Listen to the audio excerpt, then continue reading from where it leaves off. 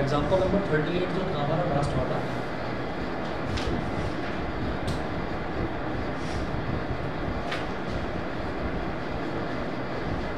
Example 38, find the vector I R cap of unit magnitude in the direction of R vector. तो हमने ना vector are vector ऐसे लिया था,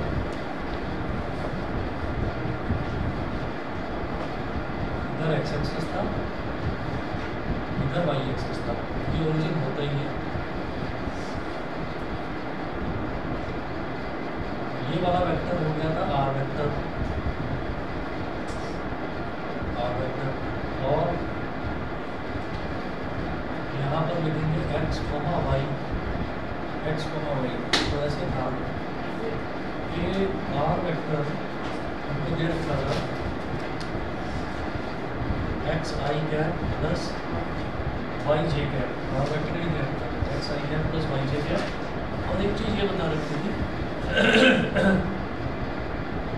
कि ये यहाँ पर थीटा एंगल बनाता है, ये थीटा एंगल बनाता है जो आर वेक्टर है, ये एक्स एक्सिस के साथ थीटा एंगल बनाता है। तो इतना हमने देखा था लास्ट क्लास में। फिर यहाँ से हमने परपेंडिकुलर ड्रॉप कर दिया था, इस तरह से परपेंडिकुलर ड्रॉप कर दिया। परपेंडिकुलर ड्रॉप करने के बाद हमने देखा कि यहाँ से लेकर और यहाँ तक वाली जो लेंथ थी ये तो एक्स हो गई, देखा है ना एक्स कोमा वाई, तो ये एक्स हो गई, और यहाँ से और यहाँ तक वाली जो लेंथ है ये वाई हो गई थी, ठीक। तो हमने x की हेल्प से, ये x है ये y है, तो फिर ये भी y होगा। हमने इन दोनों की हेल्प से r का मैग्नीट्यूड निकाल लिया था, वो क्या था under root x square plus Y square. तो इस तरह से हमने आई आर कैप यानी कि यूनिट वेक्टर आर वेक्टर के अबाउट यूनिट वेक्टर वो कैसे निकाला था, कॉस थीटा की टर्म, कॉस थीटा और साइन थीटा की टर्म्स में। तो हमने ऐसे निकाला था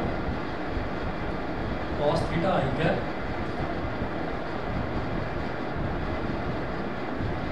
प्लस साइन थीटा जे कैप, ये करके हमने निकाला, ठीक है। अब कैसे निकाला था वो देख लीजिए। हमने ये देखा कि जब यूनिट वेक्टर निकालते हैं तो यूनिट वेक्टर निकालते टाइम क्या करा जाता है, वेक्टर को वेक्टर के मैग्नीट्यूड से डिवाइड करा जाता है, ठीक है। तो वेक्टर को वेक्टर के मैग्नीट्यूड से डिवाइड करा जाता है। तो आई आर कैप क्या हो गया, आर वेक्टर के अराउंड यूनिट वेक्टर।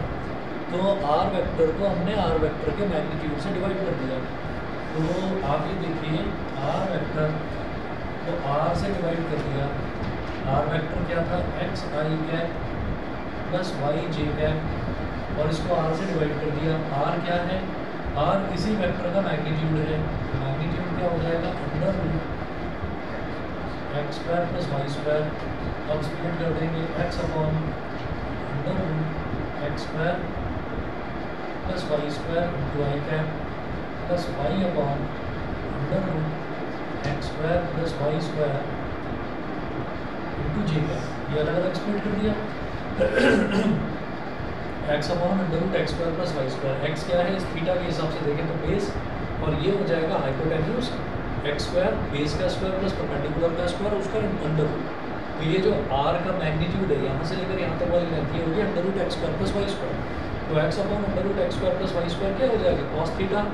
तो इसीलिए यहाँ पर हमने लिख दिया कॉस थीटा आई कैप। इसी तरह से परपेंडिकुलर अपॉन हाइपोटेन्यूज, तो परपेंडिकुलर यानी कि y hypotenuse under root x square plus Y square plus sine theta, cos theta आई कैप प्लस साइन थीटा जे कैप, ठीक। इस तरह से हमने निकाला था आई आर कैप। अब इसके बाद वो कह रहे हैं कि ये जो आर वेक्टर है इसके परपेंडिकुलर एक वेक्टर बनाएंगे, इसके परपेंडिकुलर बनाएंगे। बोल रहे हैं find a vector I R cap of unit magnitude in the direction of R vector, ये हो गया। And a vector I theta cap of unit magnitude normal to the vector I R cap and line in the X Y plane. तो R vector है ना, R vector के normal एक vector बनाना है, तो आर वेक्टर के normal vector तो बाहर भी हो सकता है, वो कह रहे हैं line in the X Y plane, जो एक्स वाई प्लेन पर लाई करता हो। आपकी मर्जी कैसे भी बना लीजिए, आप चाहे तो इसको एक वेक्टर ऐसे बना लो, चाहे तो ऐसे बना लो, इस पर परपेंडिकुलर होना चाहिए, और चाहे ऐसे बना लो, ठीक है। मैं नीचे वाला प्रेफर करता हूँ, आपकी मर्जी है जहाँ पर बनाना चाहे। मतलब जो आप नया वेक्टर बना रहे हो वो आर वेक्टर पर परपेंडिकुलर होना चाहिए, तो ये परपेंडिकुलर हो गया, समझ गए भाई। आर वेक्टर ये है, इस पर परपेंडिकुलर बनाना, चाहे ऊपर बनाना चाहे नीचे बनाना, यहाँ तक ठीक। अच्छा, जब हमने इस तरह से ये बना लिया तो हम ये कहेंगे ये एंगल 90 डिग्री है, ये वाला एंगल भी 90 डिग्री है, ये वाला एंगल भी 90 डिग्री। ठीक, तो जब हम इसको इस तरीके से मिलाएंगे ना तो ये ट्राइंगल और ये ट्राइंगल, ये दोनों के दोनों ट्राइंगल आपके कॉन्ग्रुएंट ट्राइंगल्स हो जाएंगे। तो अगर ये एंगल थीटा है तो ये भी थीटा हो जाएगा, समझ गए? ये एंगल थीटा है तो ये भी थीटा हो जाएगा। तो ये वाला जो वेक्टर हमारे पास बना है, इस वेक्टर को आप बोल दीजिए थीटा वेक्टर। क्यों? क्योंकि वो कह रहे हैं कि आपको आई थीटा कैप निकालना है। आर वेक्टर का unit vector I R cap बोल दिया, तो थीटा वेक्टर के यूनिट वेक्टर को क्या बोलेंगे? आई थीटा कैप। जब आर वेक्टर वाले को आई आर कैप बोला तो थीटा वेक्टर वाले को होगा आई थीटा कैप। हमारा ये वाला वेक्टर थीटा वेक्टर हो गया। यहाँ तक क्लियर? ठीक है। अभी थीटा वेक्टर जो है, थीटा वेक्टर किस तरह से निकलेगा वो देखिएगा। थीटा वेक्टर में हमें क्या करना होगा, ये इस वाले वेक्टर पर परपेंडिकुलर है थीटा वेक्टर, तो हम यहाँ पर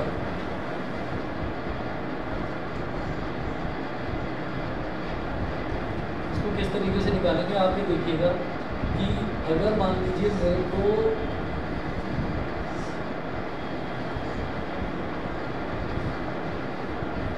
जैसे आर वेक्टर है, आर वेक्टर के कंपोनेंट्स हमने रिजॉल्व करे, लेकिन ये कंपोनेंट्स रिजोल्यूशन होता है। कंपोनेंट्स रिजोल्यूशन कैसे है कि जैसे मान लीजिए ये वाला वेक्टर ऐसे है, ये एक्स एक्सिस के साथ में एंगल थीटा बना है, तो एंगल जो एक्स एक्सिस के साथ में लेंगे वो हमेशा एंटी क्लॉकवाइज वाला एंगल लेंगे। तो ये थीटा बना रहा है, तो ये अलॉन्ग वाला एंगल क्या हो गया? Cos theta.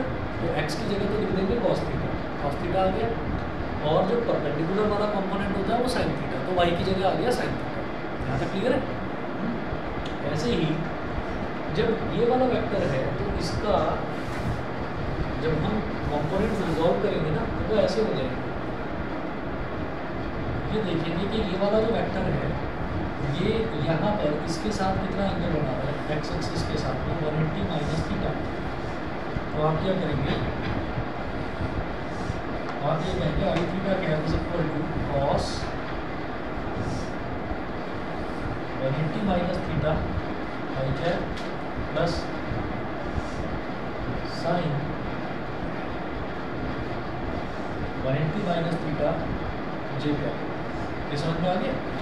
ये मैंने हेल्प ली है इसी से, इस वाले से हेल्प ली है कि क्योंकि ये एक्स एक्सिस के साथ एंगल थीटा बना रहा था। तो हमेशा आप ये देखिए कि जो क्वाड्रेंट रूल भी पढ़ते हैं ना, जो क्वाड्रेंट रूल भी पढ़ते हैं उसमें ये 0 डिग्री होता है, ये 90 डिग्री होता है, ये 180 डिग्री होता है, ये 270 डिग्री होता है और अगेन फिर ये 360 डिग्री। तो एंगल्स कैसे मूव करते हैं?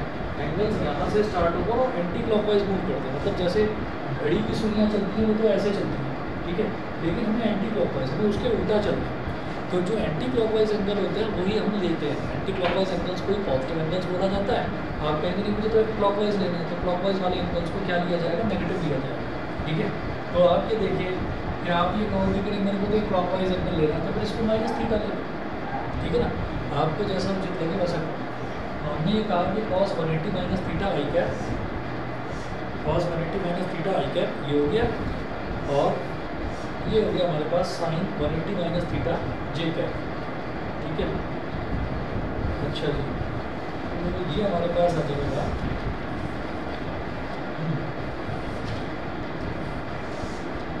cos 180 minus theta. बायो वाले बच्चे सीधा याद रख लेना, मैथ्स वाले बच्चों को उदाहरण कैसे करते हैं। जैसे cos 180 माइनस थीटा है तो 90 into 2 plus minus theta, 90 into 2 यानी कि 180 में जब कुछ ऐड हो रहा है तो थर्ड क्वार्टर में सिर्फ tan पॉजिटिव, ये cos है तो ये नेगेटिव हो जाएगा, इसका मतलब cos का cos ही रहेगा, और माइनस थीटा ये हो जाएगा माइनस cos थीटा। यहाँ लिखेंगे माइनस cos थीटा आई गया प्लस, अब इसकी बात करते हैं साइन 180 माइनस थीटा।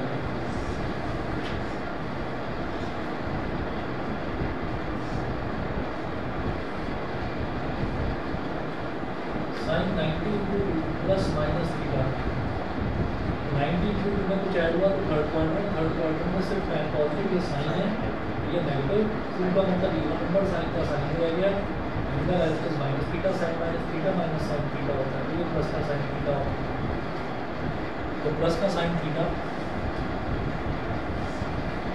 जे कैप।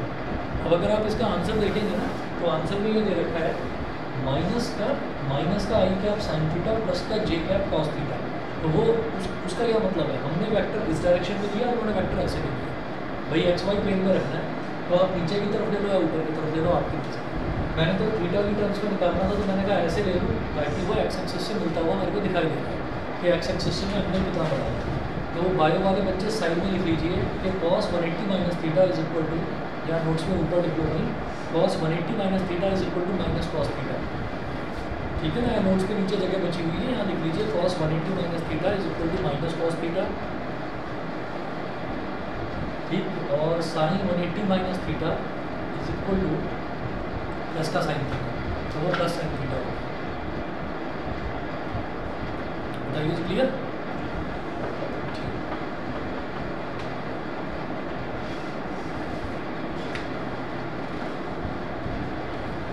चलिए, तो अब इसके बाद में अगला टॉपिक हम करेंगे। तो ये जो स्केलर प्रोडक्ट या डॉट प्रोडक्ट जिसको कह देते हैं, ये हमारा जो है कंप्लीट हो गया।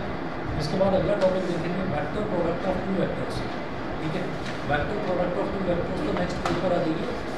वेक्टर प्रोडक्ट में क्या होता है, कोई भी दो वेक्टर्स जो है, इन्हीं भी दो वेक्टर्स को, हाँ जी,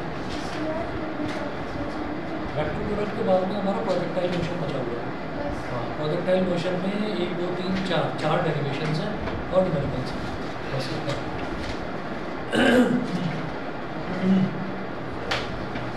हाँ जी, नहीं मिले तो मैं आज दे दूँगा क्लास के बाद। हाँ, the vector or cross product of two vectors is defined as the vector whose magnitude is equal to the product of the magnitudes of two vectors and sine of the angle between them, and whose direction is perpendicular to the plane of the two vectors, and is given by right hand rule. तो ये इस तरीके से होता है कि जैसे मान लीजिए हमारे पास कोई दो वेक्टर्स हैं। अब दो वेक्टर्स का जब डॉट प्रोडक्ट निकालते थे तो डॉट प्रोडक्ट क्या होता था, A vector dot B vector is equal to A B cos theta. Dot product का मतलब क्या है कि उसका रिजल्ट हमेशा स्केलर आता है। अब वेक्टर प्रोडक्ट है, इसको क्रॉस प्रोडक्ट भी बोलते हैं। इसको क्रॉस प्रोडक्ट इसलिए बोला जाता है कि यहाँ पर जैसे डॉट प्रोडक्ट था तो डॉट प्रोडक्ट में लिखते थे ए वेक्टर डॉट बी वेक्टर, इसलिए डॉट प्रोडक्ट। और यहाँ पर हम क्या लिखेंगे, A vector cross B vector, इसलिए इसको बोलते हैं क्रॉस प्रोडक्ट। अब क्रॉस प्रोडक्ट किस तरीके से देखा जाएगा, क्रॉस प्रोडक्ट में ऐसा होता है कि जैसे मान लीजिए दो वेक्टर्स हैं, ये मिटा रहा हूँ इधर से,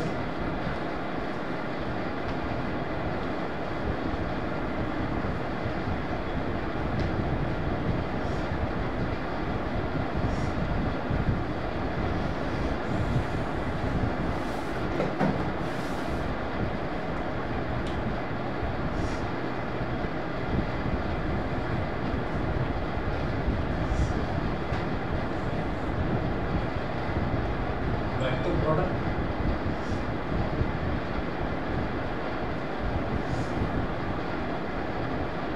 और क्रॉस प्रोडक्ट।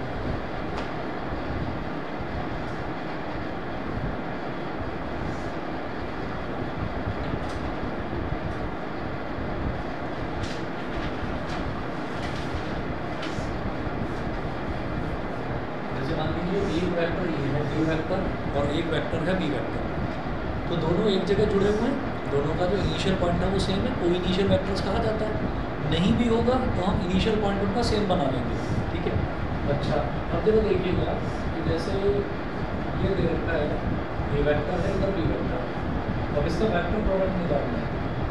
वेक्टर प्रोडक्ट निकालने के लिए आप क्या करेंगे, बी वेक्टर से ए वेक्टर के पैरेलल एक डॉटेड लाइन, ए वेक्टर से बी वेक्टर के पैरेलल एक डॉटेड लाइन, दोनों मिल गई। जब ये दोनों लाइन्स यहाँ पर मिल जाती हैं तो एक पैरेललोग्राम बन जाता है।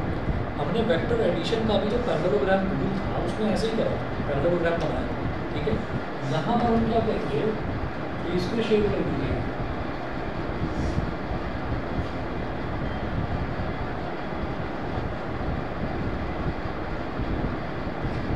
तो ये जो एरिया आया है ना,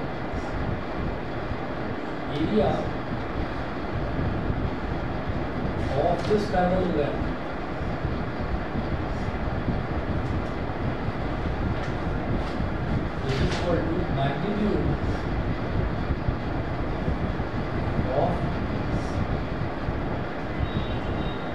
वेक्टर क्रॉस बी वेक्टर, क्या कह सकते हैं, modulus of A vector cross B vector. जैसे वहाँ पर ए बी कॉस थीटा जो हमारा डॉट प्रोडक्ट था, डॉट प्रोडक्ट में मैग्नीट्यूड निकालने की जरूरत ही नहीं होती, डॉट प्रोडक्ट में आता ही मैग्नीट्यूड था, क्योंकि डॉट प्रोडक्ट क्या होता था, स्केलर प्रोडक्ट। तो स्केलर प्रोडक्ट क्या होता है, स्केलर प्रोडक्ट में सिर्फ मैग्नीट्यूड ही होता है, उसमें डायरेक्शन तो होती ही नहीं थी, तो वहाँ अलग से जरूरत नहीं थी। अब ये इसको कहते हैं वेक्टर प्रोडक्ट, इसका रिजल्ट वेक्टर क्वांटिटी आएगी। वेक्टर क्वांटिटी का मतलब इसका मैग्नीट्यूड भी होगा, इसकी डायरेक्शन भी होगी। तो मैग्नीट्यूड तो इसका ये हो गया कि जो भी आपको वेक्टर दे रखा है, और क्वेश्चंस दो तरीके से आ सकते हैं, या तो आपको वेक्टर बनाकर दे दिए जाए, बनाकर अगर दे दिए जाएंगे तो इसकी लेंथ दे रखी होगी, इसकी लेंथ दे रखी होगी, आपका एरिया निकालना होगा। तो एरिया कैसे निकालेंगे, जब भी कभी हमारे पास पैरेललोग्राम होता है तो पैरेललोग्राम का एरिया कैसे निकलता है, आप ये समझ लीजिए कि half into base into height, ठीक है। अब बेस आपने इसको ले लिया और हाइट आपने यहाँ से ड्रॉप कर दी, ठीक। तो हो सकता है कि पैरेललोग्राम के जो दो पैरेलल साइड से उनके बीच में डिस्टेंस दे रखा हो, तो डायग्रामेटिकली अगर आपको क्वेश्चन करना है तो डायग्रामेटिकली क्या करेंगे, जो भी दो वेक्टर्स दे रखे हैं उनकी हेल्प से जो पैरेललोग्राम बनेगा, पैरेललोग्राम का एरिया वही क्या होगा, उसका मैग्नीट्यूड होगा। अब इसकी डायरेक्शन की बात करते हैं, तो डायरेक्शन क्या होगी, ये जो एरिया बना है इस एरिया के परपेंडिकुलर डायरेक्शन, समझ गए, जो भी एरिया बना है उसके परपेंडिकुलर डायरेक्शन। अच्छा, तो परपेंडिकुलर डायरेक्शन कैसे, यहाँ से हम इसको ऐसे दिखा रहे हैं, ऐसे दिखा रहे हैं, इसको लिख देते हैं एन कैप, एन कैप लिख देते हैं। एन कैप का मतलब क्या है कि जो डायरेक्शन है उसके ऊपर कैप लगा दिया, यानी कि जो डायरेक्शन है ना, हमें सिर्फ डायरेक्शन से मतलब है, हमें डायरेक्शन का के अलावा वेक्टर क्या उससे मतलब नहीं है। तो वो डायरेक्शन क्या होगी, जो भी हमारा एरिया बनेगा उस एरिया के परपेंडिकुलर, नहीं समझे।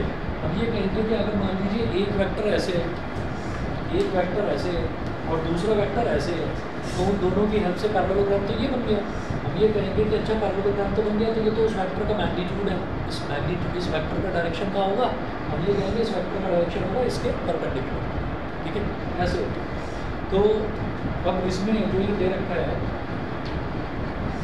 कि right hand rules for direction of vector product, तो वेक्टर प्रोडक्ट का डायरेक्शन निकालने का रूल क्या होता है वो देखेंगे। वो ऐसे है कि अगर मान लीजिए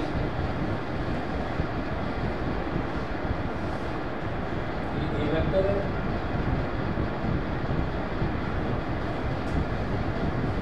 और ये बी वेक्टर है, ये वेक्टर है और बी वेक्टर है, तो डायरेक्शन दो तरीके से हो सकता है ना, परपेंडिकुलर डायरेक्शन। परपेंडिकुलर डायरेक्शन एक तो ऐसे हो सकता है कि पेज से बाहर आते हुए, है ना, जिस पेज पर भी आपने बनाया उससे बाहर आते हुए, और या फिर क्या हो सकता है पेज के अंदर जाते हुए, ठीक है, आउटसाइड का पेज हो सकता है या इनटू द पेज हो सकता है।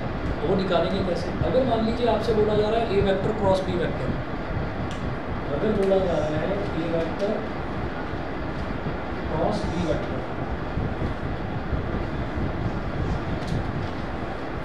तो इसका डायरेक्शन आप कुछ सोच कर बताइएगा।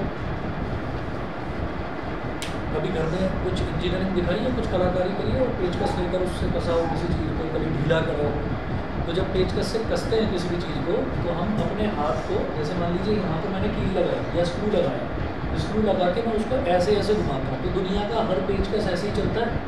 ऐसे चलने का मतलब क्या है, क्लॉकवाइज, क्लॉकवाइज। तो क्लॉकवाइज अगर कोई चीज़ घूम रही है तो वो कहाँ जाती है, into the page, into the wall, ठीक है।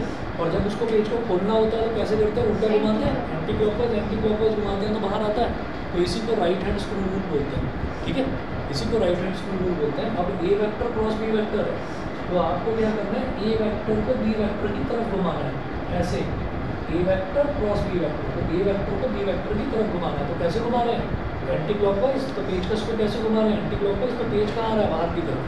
तो अगर A vector cross B vector है तो डायरेक्शन क्या होगा, डायरेक्शन होगा आउट ऑफ द पेज,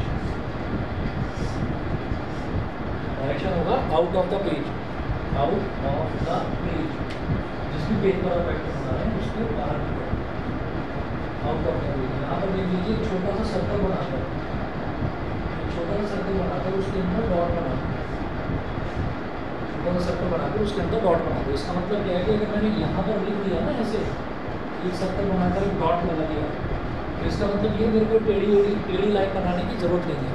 इस डॉट का मतलब ये है कि जो हमारा ए वेक्टर क्रॉस बी वेक्टर का डायरेक्शन है वो आउट ऑफ द पेज है, समझ गए। अच्छा, आप ऐसे ही लिखें B vector cross A vector, B vector cross A vector, B vector को ए वेक्टर की तरफ क्रॉस करना है, तो बी वेक्टर को ए वेक्टर की तरफ घुमाना है। तो कैसे घुमा रहे हैं? क्लॉकवाइज घुमा रहे हैं। तो पेचकस को क्लॉकवाइज घुमाया तो स्क्रू अंदर की तरफ गया। अंदर का मतलब इनटू द पेज। इसका डायरेक्शन कैसे हो गया?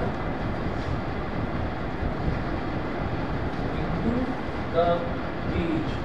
इसका सिंबल क्या होता है? सर्कल बना के उसके अंदर क्रॉस बनाते हैं। तो क्रॉस का मतलब होता है इनसाइड द पेज। तो डायरेक्शन इस तरीके से होता है। इसका लिखा कैसे जाता है?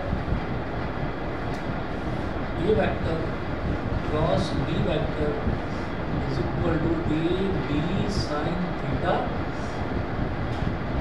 N cap. एन कैप आप समझ गए, एन कैप से मल्टीप्लाई क्यों कर रहा है? क्योंकि इसकी कोई ना कोई डायरेक्शन होगी, क्योंकि ये वेक्टर प्रोडक्ट है। तो वेक्टर की कोई ना कोई डायरेक्शन होगी, और जो डायरेक्शन दिखाने के लिए मेरे को कोई ना कोई यूनिट वेक्टर से मल्टीप्लाई करना होगा।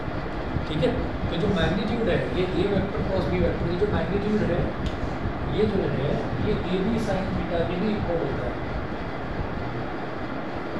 अगर हम किसी भी तरीके से वेक्टर्स की हेल्प से अगर हम पैरेललोग्राम का एरिया निकाल पा रहे हैं, तो पैरेललोग्राम का एरिया निकालो, तो वो ए वेक्टर क्रॉस बी वेक्टर का मैग्नीट्यूड आएगा।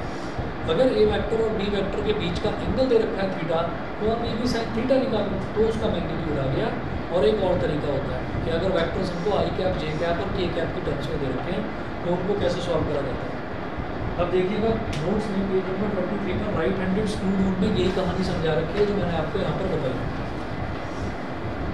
उसके बाद में राइट हैंड थंब रूल होता है। राइट हैंड थंब रूल में ये है कि अगर मान लीजिए ए वेक्टर क्रॉस बी वेक्टर हमको दे रखा है, राइट हैंड थंब रूल भी एक्चुअली उसी के जैसा है कि हम थंब को ऐसे लेंगे, हम ये देखेंगे कि ए वेक्टर बी वेक्टर की तरफ ऐसे घूम रहा है, तो हमारा थंब का है बाहर की तरफ, तो इस वजह से वो आउटसाइड का पेज हो गया। बी वेक्टर ए वेक्टर की तरफ घूम रहा है, तो हम अपने हाथों को ऐसे घुमाएंगे कि बी वेक्टर ए वेक्टर की तरफ घूम रहा है, तो हमारा थंब का अंदर की तरफ, फिर इनटू द पेज। या तो स्क्रू वाला रूल देखो या राइट हैंड रूल, एक ही बात है। लेना राइट हैंड ही, स्क्रू रूल भी राइट हैंड वाला। ये नहीं कि मैं तो लेफ्ट ही हूँ तो लेफ्ट से घुमाऊंगा, है ना। लेफ्ट से घुमाओगे तो आपको तो उल्टा ही चल रहा हो ना, ठीक, वो नहीं करना। ठीक, चलिए जी, तो right hand screw rule, right hand thumb rule एक ही बात है। अभी इसका ज्योमेट्रिकल इंटरप्रिटेशन देखते हैं। ठीक है, ये भी सिर्फ समझने के लिए क्वेश्चन इस पर आता नहीं। ठीक है, मैं 2 मिनट पर आया बस।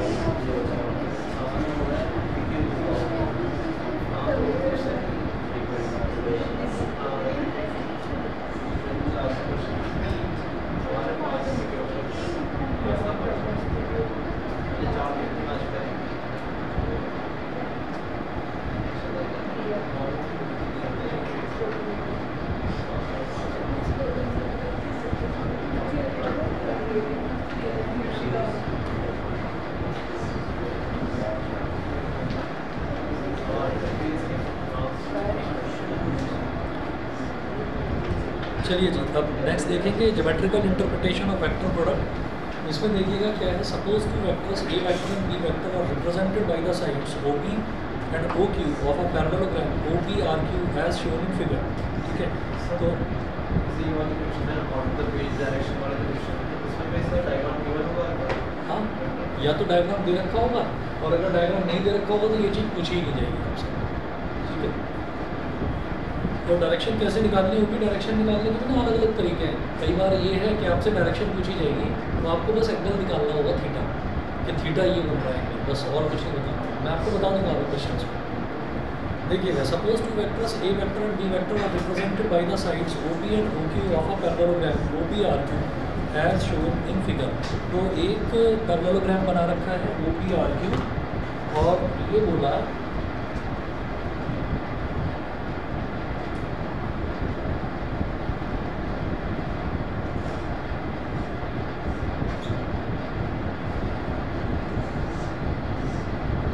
ज्योमेट्रिकल इंटरप्रिटेशन देख रहे हैं उसका वेक्टर प्रोडक्ट का। तो हमने ये कहा कि इधर OP ये है,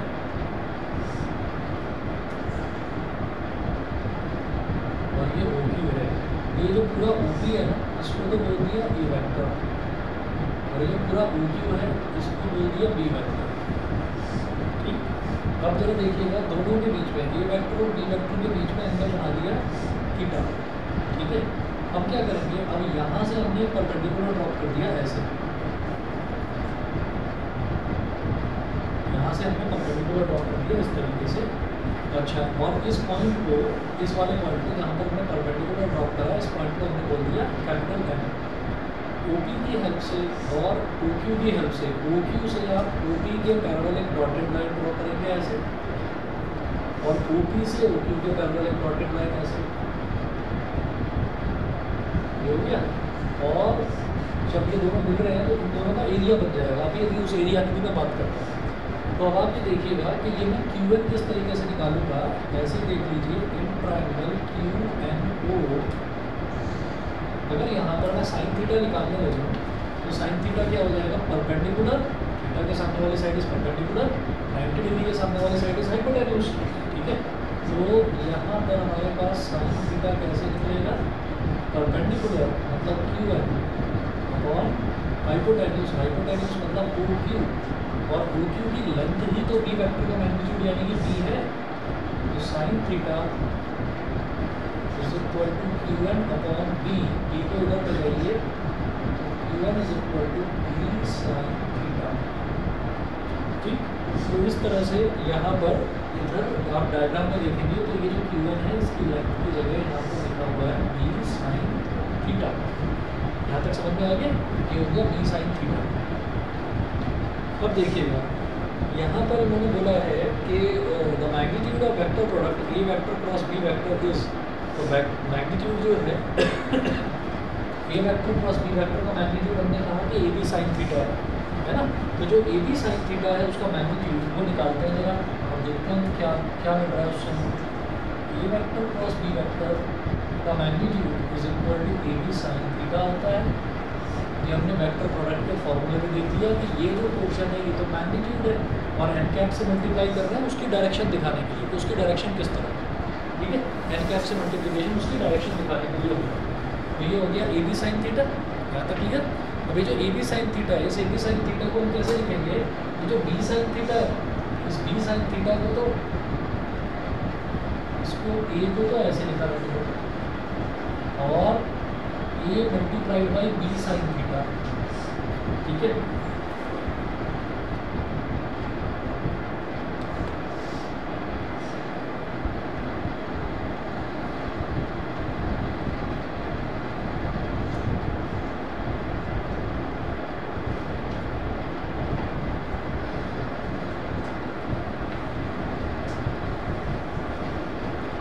एक तरीका तो ये है कि ऐसा देखिए कि जैसे हमारे पास बेस है, ये बेस क्या हो गया, ए वेक्टर यहाँ से उसे लेकर बी तक, ठीक। और बेस में अगर परपेंडिकुलर मल्टीप्लाई कर दिया जाता है, बेस में अगर हाइट मल्टीप्लाई कर दी जाती है, हाफ बेस इंटू हाइट करते हैं तो ट्रायंगल का एरिया आता है। और सिर्फ बेस इंटू हाइट करते हैं तो हमारे पास पैरेललोग्राम का एरिया आ जाता है। तो इससे ये समझ में आ गया कि वेक्टर का जो मैग्नीट्यूड है वो पैरेललोग्राम के एरिया के बराबर होगा। इसी चीज़ को दूसरे तरीके से कैसे दिखाया जा रहा है वो देखिएगा कि या तो ऐसे लिख दीजिए या फिर इसमें ऐसे करा है ए बी साइन थीटा है। तो देखिए ए का मतलब क्या हो गया, ए का मतलब हो गया वेक्टर, ए वेक्टर का मैग्नीट्यूड, ए वेक्टर का मैग्नीट्यूड मतलब ओ से लेकर बी तक वाली लेंथ। किसी भी वेक्टर का मैग्नीट्यूड क्या होता है, उसकी लेंथ होती है। तो यहाँ पर इसको बोल दिया हमने ओ पी। बी वेक्टर का मैग्नीट्यूड मतलब ओ से लेकर क्यू तक की लेंथ, तो O P into O Q into sine theta, जो हो गया ए बी साइन थीटा। ठीक है, अच्छा जी। उसके बाद ये जो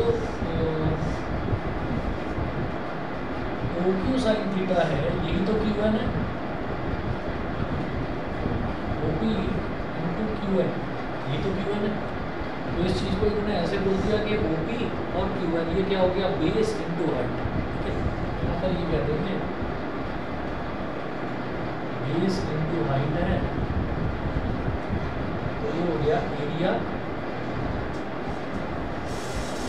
ऑफ पैरेललोग्राम ओ पी, और इस वाले पॉइंट को आर बोल दिया, O P R Q, area of parallelogram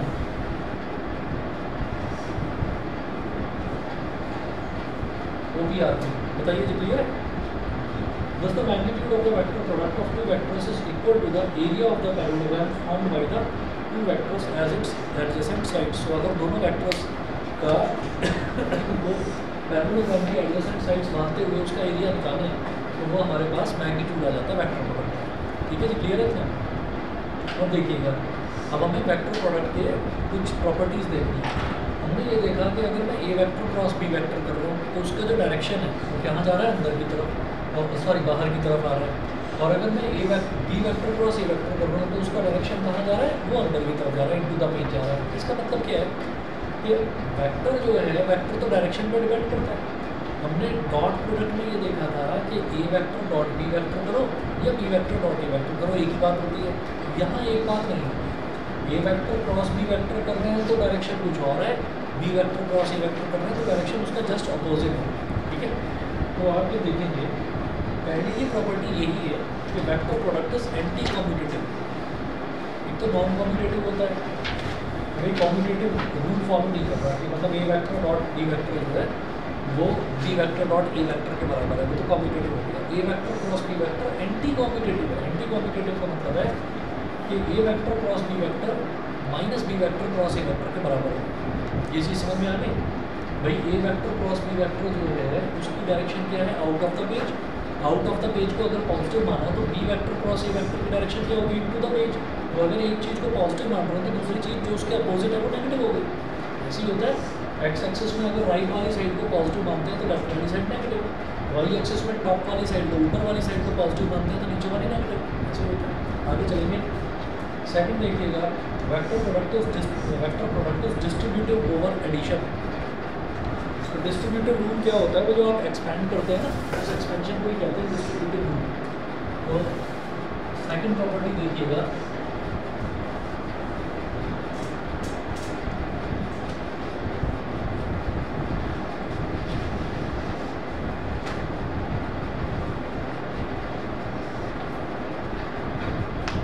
vector product is distributive over addition.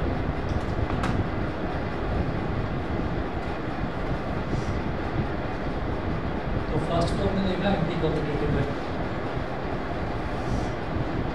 A vector cross B vector is equal to minus B vector cross A. तो ये जो second है it is distributive over addition. तो A vector cross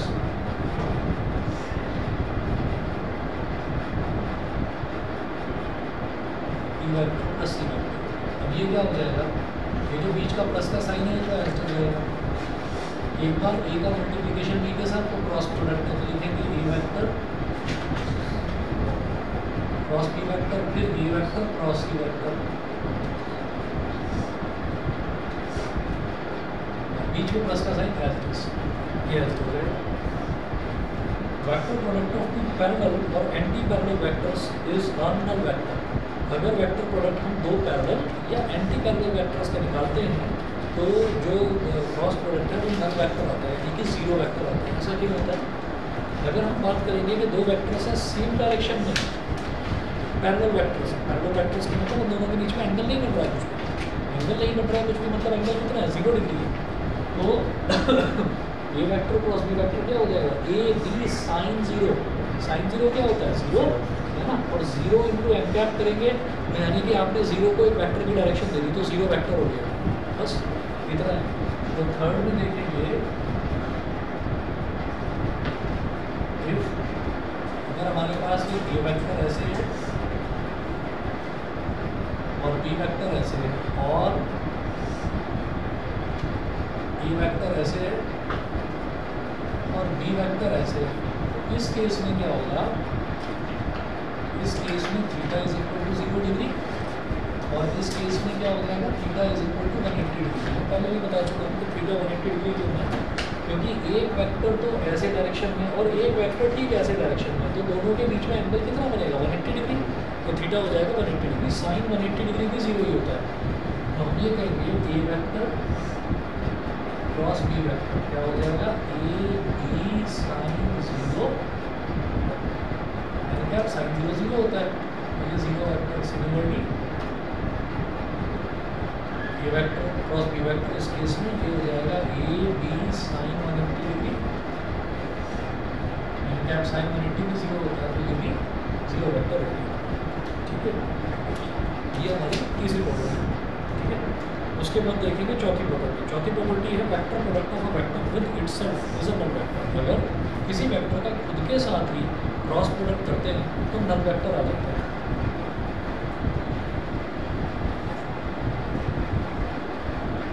vector cross A vector ये क्या हो जाएगा, ए sign 0 degree N cap ये भी नल वेक्टर। ऐसा क्यों है, अगर कोई वेक्टर है हम ये कहेंगे उस वेक्टर के और उसी वेक्टर के दोनों के बीच में, दोनों सेम वेक्टर्स हैं, सेम वेक्टर्स के बीच में क्या कुछ एंगल बनेगा, हम कहेंगे बनेगा ही नहीं, तो वह एंगल क्या हो जाएगा 0 डिग्री हो जाएगा। तो ए साइन 0 तो 0 होता है, 0 इंटू एन कैप।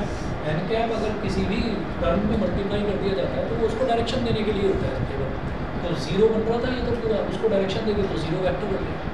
ठीक है जी, अगला देखिए वेक्टर प्रोडक्ट सॉरी फिफ्थ है the magnitude of the vector product of two mutually perpendicular vectors is equal to the product of their magnitudes. The magnitude of the vector product का magnitude निकालना है दो mutually perpendicular vectors. Mutually perpendicular vectors का मतलब क्या है, A vector और B vector दोनों के बीच में 90 डिग्री का एंगल बनेगा। ठीक है, तो ये ऐसे हो जाएगा,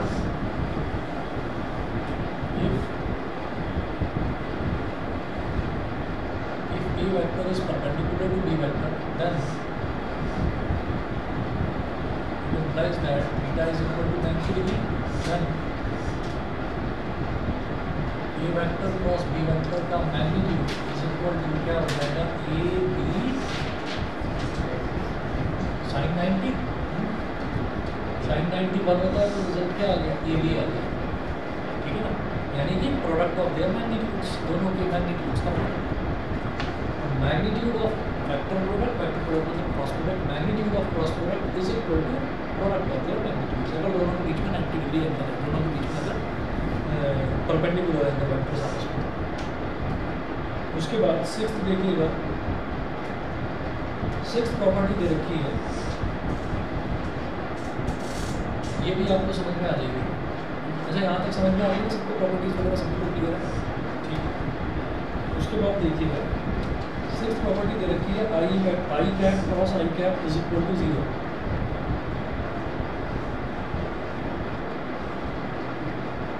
J cap cross J cap is equal to 0. K cap cross K cap is equal to 0. समझ गए? एक यूनिट वेक्टर का उसी के साथ में क्रॉस प्रोडक्ट, यूनिट वेक्टर एक डायरेक्शन में एक्स एक्सिस की डायरेक्शन में और उसका उसी के साथ में निकाल रहे हैं, तो किसी भी वेक्टर का खुद ही के साथ में अगर क्रॉस प्रोडक्ट निकाल रहे हैं तो उस वेक्टर का और वेक्टर का खुद का ही आपस में क्या एंगल होगा, 0 डिग्री। तो क्या बन जाएगा आई कैप मतलब यूनिट वेक्टर है, मतलब इसका मैग्नीट्यूड क्या होगा 1, तो 1 sin 90, sin 90 is sorry 1 sin 0 यानी कि sin 0 होता है 0, यहाँ तक क्लियर है। ऐसे ही J cap dot J cap cross J cap, तो अगर दोनों को ही सेम वेक्टर्स का क्रॉस प्रोडक्ट करेंगे तो हमेशा 0 आएगा, ठीक है। इसी तरीके से एक चीज़ देखेंगे,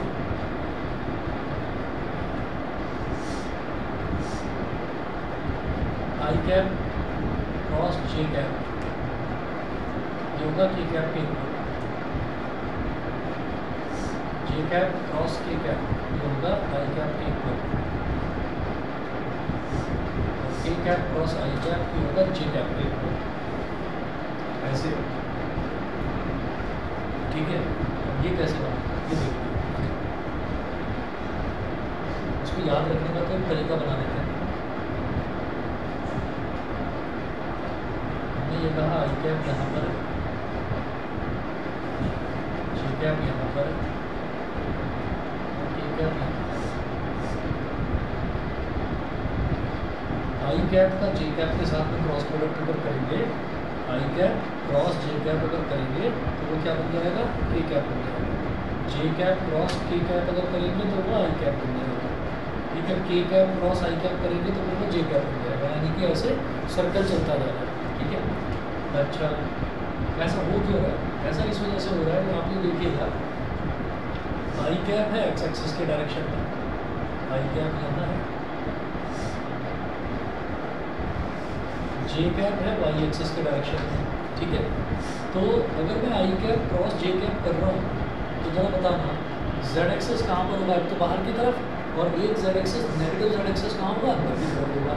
तो जरा आप आई कैप क्रॉस जे कैप करके देखो, तो आई कैप क्रॉस जे कैप करके मैं आई को जे की तरफ घुमा रहा हूँ, यानी कि मैं पेचकस को खोल रहा हूँ, एंटी क्लॉकवाइज घुमा रहा हूँ, एंटी क्लॉकवाइज घुमा रहा हूँ तो कहाँ आ रहा है, बाहर की तरफ। बाहर की तरफ क्या है, पॉजिटिव जेड एक्सिस की डायरेक्शन, तो जेड एक्सिस का यूनिट वेक्टर क्या होता है, के कैप। इस वजह से आई कैप क्रॉस जे कैप क्या होगा, के कैप। वही कहानी आगे है कि जे को के के साथ में क्रॉस प्रोडक्ट करेंगे तो आई कैप हो जाएगा। अच्छा, उल्टा सोचो, अगर मैं जे कैप क्रॉस आई कैप करूँगा तो क्या हो जाएगा, तो अंदर की तरफ जाएगा तो माइनस के कैप हो जाएगा, ठीक है ना। तो आप ये देखिए वही दे रखा है कि जे कैप क्रॉस आई कैप, मतलब इनको पकड़ दो तो ये क्या हो जाएगा, के कैप ऐसे रहेगा, बस साइन नेगेटिव हो जाएगा। ऐसे जे क्रॉस के है, इसको पलट दो, के क्रॉस जे कर दो, ये माइनस आई कैप हो जाएगा, इसको पलट दो, आई कैप क्रॉस ए कैप, ये माइनस का जे कैप हो जाएगा। ये चीज़ आगे जो सेवन्थ प्रॉपर्टी है, ये डिटर्मिनेंट वाली प्रॉपर्टी है, ये आपको नेक्स्ट क्लास में कराते हैं, आगे कितना कर देंगे बस।